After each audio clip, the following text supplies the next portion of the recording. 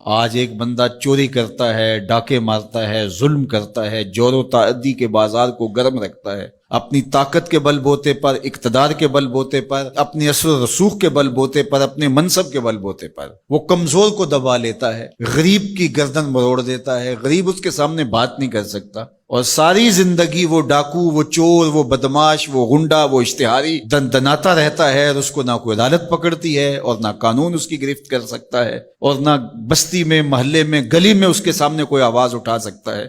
اور کمزور ساری زندگی پسا رہتا ہے۔ تو مرنے کے بعد اس لیے وہ عدالت رکھی گئی ہے۔ اللہ تعالیٰ نے قرآن مجید میں ارشاد فرمایا، قیامت کے دن کیا ماننے والے اور انکار کرنے والے دونوں، کیا ہم ان کے ساتھ ایک جیسا سلوک کریں گے؟ ما لکم کیف تحکمون، یہ تم کہاں سے فیصلہ لائے ہو؟ یہ بات تم نے کہاں سے گھڑ لی ہے؟ مرور زمانہ کے ساتھ جو مسلسل مشق ہوتی ہے تمہاری اس دنیا کے اندر، اس سے تم سمجھتے ہو کہ ایسا ہوگا، لیکن ایسا ہوگا نہیں۔ وہ ایک الگ نظام ہے، اور اس نظام میں آپ کو ایک ایک چیز اللہ کے حضور لے کے پیش ہونا ہوگا۔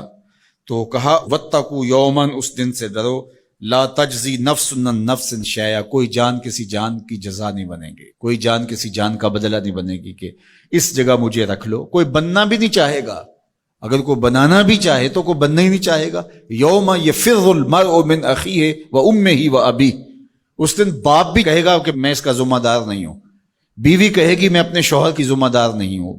بیٹا کہے گا میں اپنی ماں کا ذمہ دار نہیں ہوں، ماں کہے گی میں اپنی بیٹی کی ذمہ دار نہیں ہوں، اور وہ ایک دوسرے سے جان چھڑا رہے ہوں گے۔ جب ماں بھی جان چھڑا رہی ہوگی، بتائیے وہ دن پھر کس طرح نفسی نفسی کا ہوگا۔ آج کی تاریخ میں سارے لوگ میدان چھوڑ کے بھاگ جائیں، لیکن ماں جو ہے وہ جلتی ہوئی آگ میں بھی کود جاتی ہے اپنی اولاد کے لیے، لیکن وہ دن اتنا سخت ہوگا کہ ماں بھی چھوڑ دے گی، ماں بھی کہے گی یہ اس سے پوچھو، میں اس کی ذمہ دار نہیں ہوں۔ اللہ اکبر۔ تو کہا وہ دن آنے والا ہے، آج تم نے دنیا کے اس رویے سے اور اس طرز زندگی سے اور جو تم زندگی گزارتے ہو اس سے تم نے یہ نتیجہ نکال لیا ہے کہ آخرت میں بھی ایسے ہی چلے گا، تو ایسے نہیں ہے۔ اور اگر آپ ناراض نہ ہوں، بعض اوقات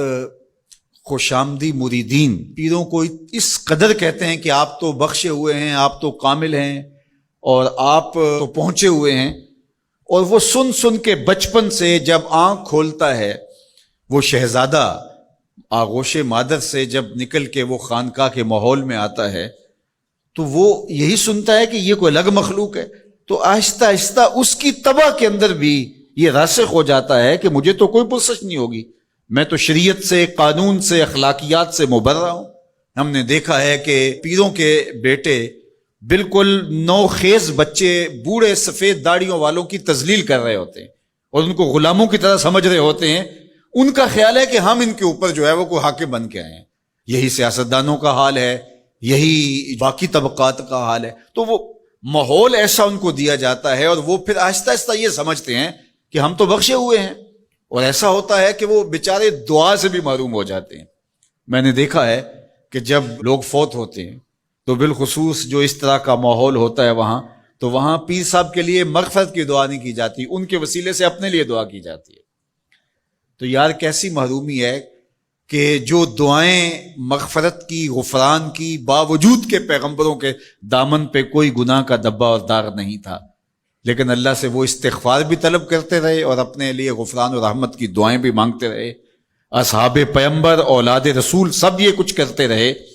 لیکن آج جو ہے وہ مجھے اچھی طرح یاد ہے کہ ایک دفعہ ہم کہیں فاتحہ پڑھنے گئے، بہت پرانی بات بھی نہیں ہے، کوئی 10 سال پرانی بات ہوگی،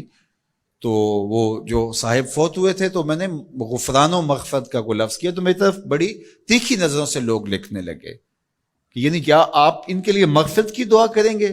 یعنی یہ تو بخشے ہوئے ہیں۔ میں اور آپ کسی کے لیے گمان کر سکتے ہیں، دعا دے سکتے ہیں، لیکن قطعاً کہنا ہمارے لیے مشکل ہے۔ تو پھر کیا کریں گے؟ ہم دعا مانگیں گے۔ نیک سے نیک پارسا شخص بھی ہو، ہمیں یہ بتایا گیا کہ اس کی خوبیوں کو بیان کرو، اس کی اچھائیوں کو بیان کرو، اس کے اچھے اعمال کا ذکر کرو، اور اس کے بارے حسن ظن رکھو، لیکن اس کی مغفرت کے لیے دعا کرو۔